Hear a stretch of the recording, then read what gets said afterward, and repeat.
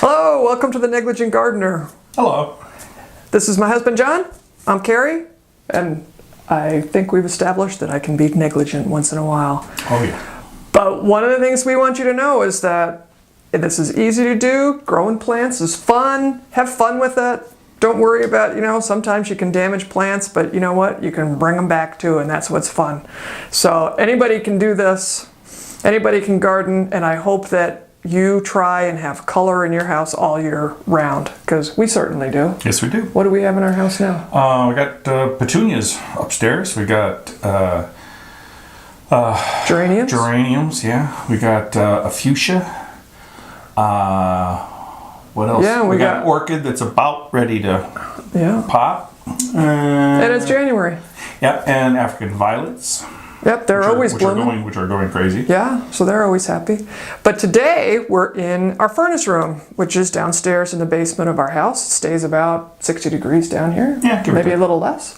And the reason we're here is because this is where we keep our worms. So I have a tray that we need to harvest. Right now people compost. are freaking out that we have worms in our basement. Oh, maybe they are. But these are We'll talk about that. These are good worms. Yeah, these are good worms. So thanks for joining us. All right, so here we are. We're in the utility room. You can see the furnace is right there, and the hot water heater is on the other side of the room. And this is where I keep my worms. There they are. This is a Worm Factory 360. I actually ended up with two of them. One of them does not have worms in them right now. And it keeps the temperature here around 60 degrees, maybe a little bit less, and it works out fine for these worms. There's no smell, so it's not really a big deal. Just wanted them out of the way where we don't have to see them all the time, and they stay perfectly safe because the dogs aren't bothering them and that sort of thing. This particular one, this Worm Factory 360, I really like, because on the lid, if you ever have any questions, it actually tells you what you should be feeding them. And it also talks about bin management and feeding, and 50% green, 50% brown. Talks about moisture content, temperature, and then the food list is all right there about all your vegetable scraps. I really am pretty careful about tomatoes because they're so acidy. I don't feed my worms tomatoes. Some people do. I've heard some people feed their worms onions. I don't. Anything spicy, hot peppers, that sort of thing does not get fed to the worms. A lot of times you just have to try and see what they like. So, sometimes they might like some cardboard or something like that.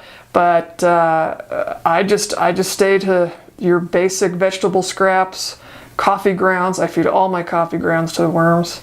I was just talking to somebody actually about this the other day, and he was saying how he had several friends who had done worms and failed miserably, and they all died. And I said, that seems bizarre considering how we really don't do anything with them. They're easy. And then we got talking some more, and then come to find out in both cases of his friends, they kept them in the garage. Oh, yeah. And they froze to death. Yeah. Because they can't stay out there. I mean, this says on the lid a temperature range of 40 to 80. They want it in between that. Yeah. But they froze to death, and they kept them out in the garage because people in the house said, I don't want smelly worms in the house. These smell like nothing. Nothing. I mean, you take the lid off and there's no smell. There's no smell at all. And then when we take the harvest, maybe just a little bit earthy, and that's about it. Yeah, earthy maybe. And then when we take the harvest and use it in the garden stuff, it doesn't smell like anything. No. But it's really nice stuff. But and these are red wigglers, which are specifically red wiggler worms, which are specifically for compost. You don't want to use. I've tried to use night crawlers just out of curiosity because I experiment a lot. I don't know if you knew that, John. Mm-hmm. And the night crawlers just don't work. And yeah, they don't seem to eat things. Well, they're different. They have a different. They do different things. I mean, red wigglers want to rise up so you can add all your scraps to the top of the tray, and they want to come up and eat, where night crawlers always want to be down below. So So that's the introduction here to the Worm Factory 360 and all the worms. We've got 4 trays in there now, and we need to harvest 1 tray, which will be that bottom tray. And then we'll start a new tray. So here we go. All right, so here what we've done is I've had John lift the first 3 trays off, and you need someone who's pretty strong. I actually have always asked for help. They're really heavy. And the way to do it is take them off one at a time. And then, but that's too easy. And then stack them up in the right order. But yeah, they're very heavy, and they're a little sticky, so you need somebody to actually hold them. They don't want to come apart too much. They don't want to come apart. It's not like it's hard to do. It's just that you need 2 other hands, and that's just the way it is. And I always use John, or I use my son with, the big muscles. So it's a way to get the family involved. Yes. Worm culture. Yes. Brings a family together. So here in the foreground, you've got the 3 trays stacked on top of each other. The 4th tray that is in the background, that is the compost. That's the finished compost that I'm harvesting. This in here. And so what we'll do is we'll take that one and we'll put it over here on the other, stack them on the spare one over to the right, just to get it out of the way. Let me just do that now. Yeah, why don't you just do that? Okay. So it goes like that. I'm just stacking it over there to be out of the way, and then these next 3 will go back. Right. But the bottom of this is designed so that any excess moisture goes all the way down and then comes out this spigot and out there, because the worms don't like to be soaking in water. Yeah, and I've had that happen before, and I don't think I killed any worms, but they weren't happy. They weren't happy. They when they're not happy, they try to escape, and they will escape en masse. And I had a lot of dead worms. That's the other advantage to this thing, because originally we put them in here too because it was dark in here because we shut off all the lights. Yep. But with the grow lights on for the plants and that kind of stuff, it doesn't seem to affect them. No, because you've got a cover on it. It keeps it dark. It keeps it dark. Yeah. So the top one here is, that's where you put all your food scraps and that kind of stuff? And I mean, it's filled to the top. That's why I need to harvest that one so I can add a tray to the top. That's what I'm going to do here. Okay. And then there's also what, newspaper in there? Well, the newspaper is a moist newspaper that goes over the top to preserve the moisture in there so it doesn't dry out. And sometimes the newspaper will dry out and I spritz it with just a spray bottle. But I try and soak the newspaper pretty well when I put it on there, and it doesn't dry out too much. So are there worms under there right now? Yes. Here. Hello. There's a lot of them.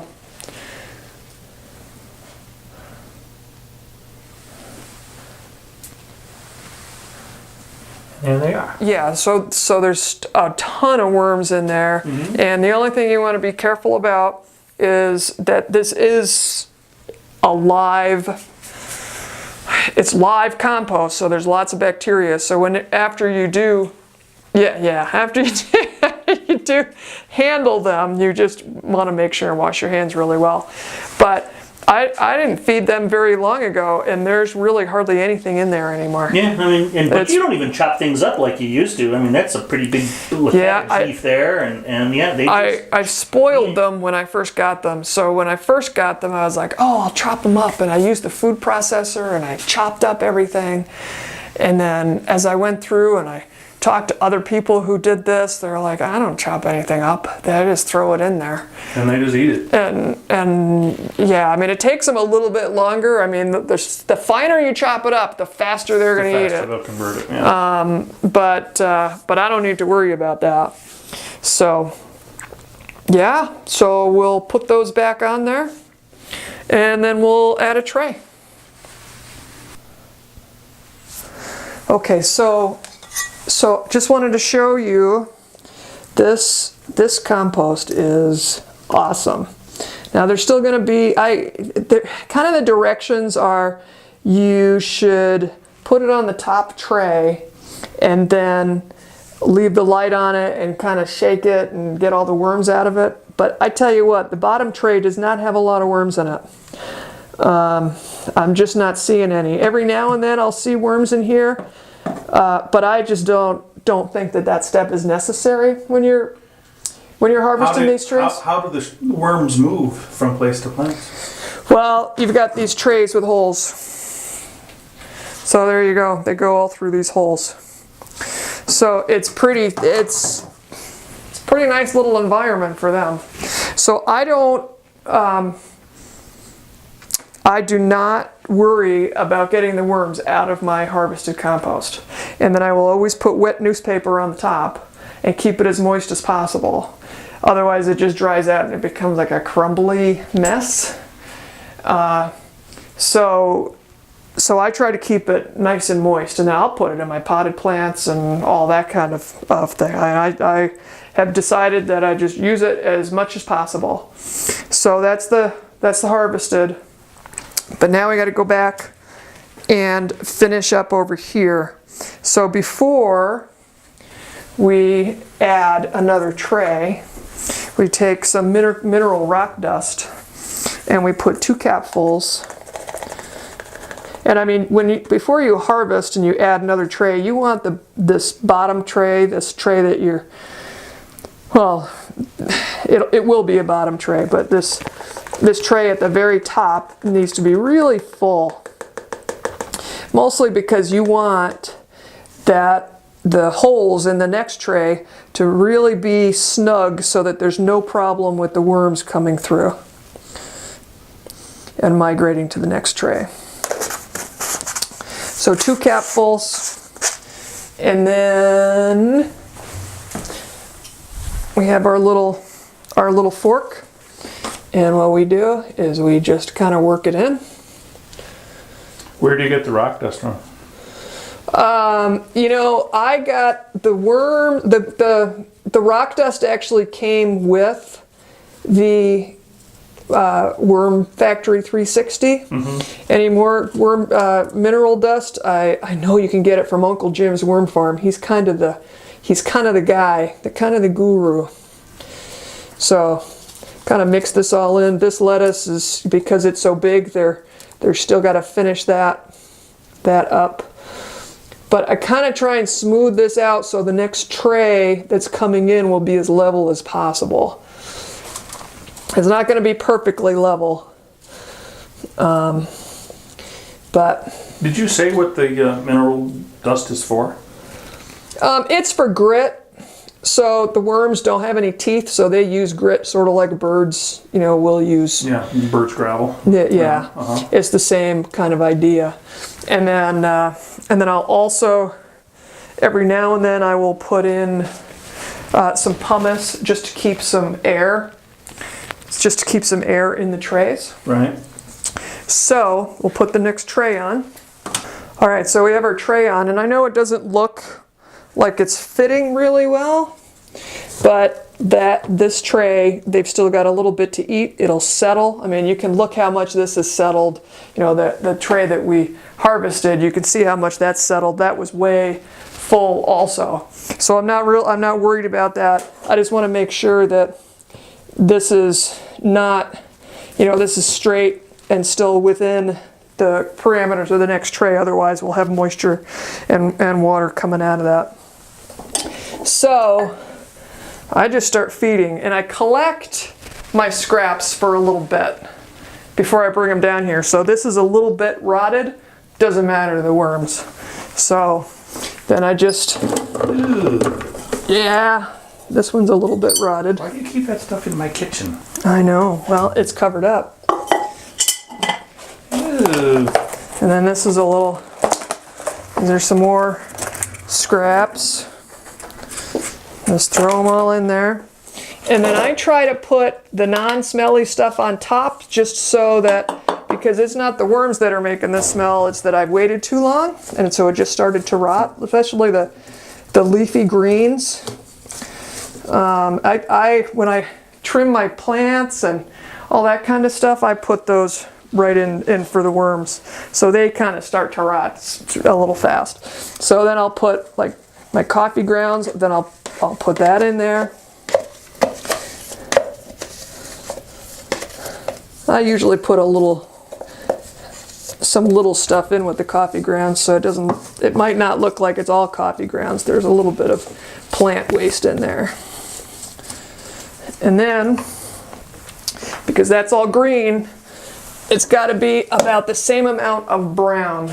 And what I use for brown is I use coconut core, or however you pronounce that, coconut.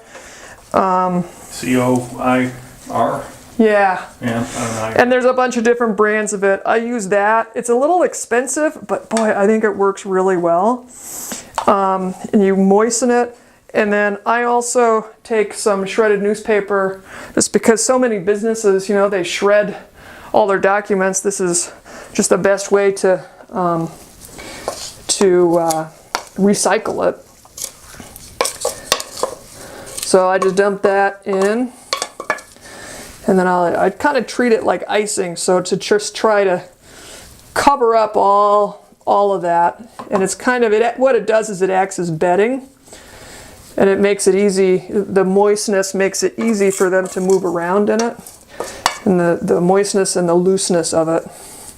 And then the other thing that I started to do recently, which has worked out really well, and I don't know, I think the worms kind of like it, is some of my pots that if I've had seedlings that die, which, you know, John, that doesn't happen very often to me. Wait a minute. You mean you actually do something with this stuff so that when I'm out in the shop doing things, pots fall down with dirt in them and fall all over me and that kind of stuff because you won't toss it away? Yeah, now I'm giving it to my worms. Oh, that's nice. They seem to like it. I'm glad you think of the worms. It's just straight potting soil. So it's just a way for me to, instead of you know, especially in the wintertime when your outside compost pile is kind of frozen over, which is, you know, typically the place you'd put this stuff. I just put it in the worm bin. So just two, or I guess I'll put one more in there. And the plant, the dead plants are perfectly fine. You know, you put those in there too. I don't worry too much about moistening it, just because there's enough moisture in there. It'll moisten up. All right, so we're just finishing up here. I wet some newspaper. I put some newspaper on the tray we just started, and I really soak this thing and then just wring it out so it's not dripping. And then you just want to make sure that it stays wet. I did the same thing over here for our harvested tray, and then we'll just put the top back on, and that will do it. What do you do with the harvested tray?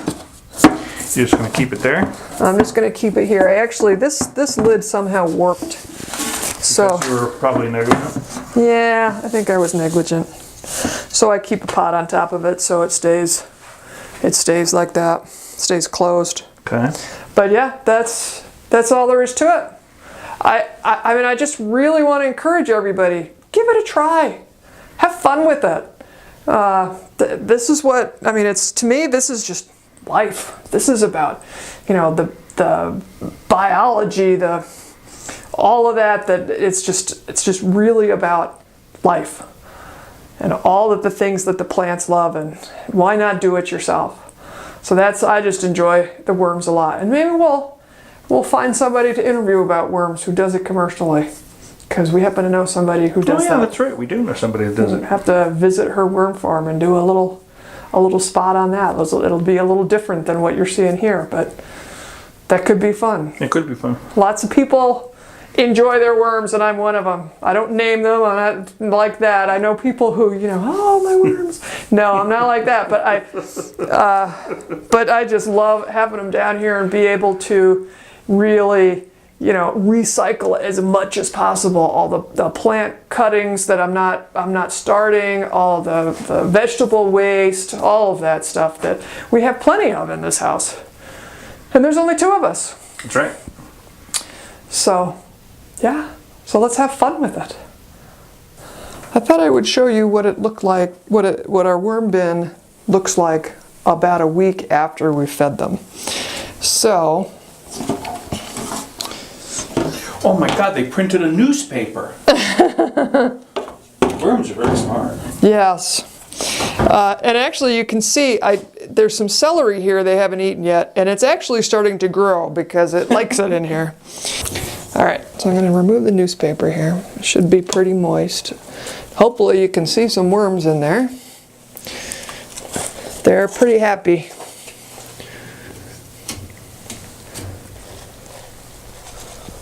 Yeah, there's a lot of worms moving. But as you can see, there really is not much left. This is a big piece of celery, so they're going to be working on that for a long time. There's some other things sprouting in here. That's probably pepper seeds. Looks like pepper seeds. This is, I just trimmed off a petunia, just a few days ago and put it in there. So that's not a week old, but it really has not been very long since I fed these worms, and they just go crazy and just eat. They eat very quickly, and obviously the smaller that you cut things up, the faster they're going to eat. So I'm just going to throw some more food in here for them. And you can kind of see what I'm feeding them. It's amaryllis season, so as my amaryllis flowers go by, I cut them off and feed them to the worms. And then this is just some old lettuce we didn't quite finish before they went bad. All kinds of salad fixings here.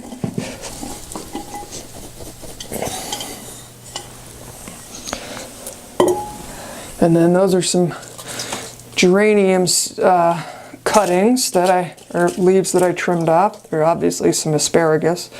These cucumbers are really easy for them to eat. I really don't cut them up very small. I just break them so that they can get through the skin, the peel.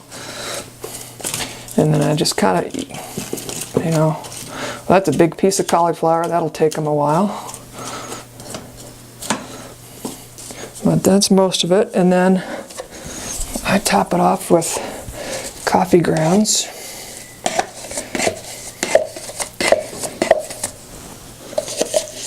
Maybe they eat so fast because you're filling them full of caffeine. Oh, you think so? Should be.